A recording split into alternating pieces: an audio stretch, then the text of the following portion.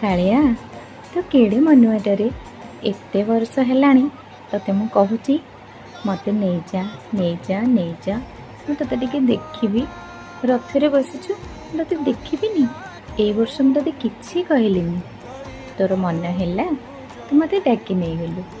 ଆଜି ହଠାତ୍ ଶବ୍ଦ ଆସିଲା ମୋ କାନକୁ, ଆଜି ରାତି 2ଟାକୁ ରେଡ଼ି ହେଇଯିବ, ଯିବା କାଳିଆକୁ ଟିକେ ଦେଖି ଆସିବ। ମୋର ରୁମ ଟାଙ୍କୁରି ଗଲା। ମୁଁ କହିଲି ଇଏ କ'ଣ ସତ? ନିଜକୁ ଟିକେ ଚୁମୁଡ଼ି ଦେଲି।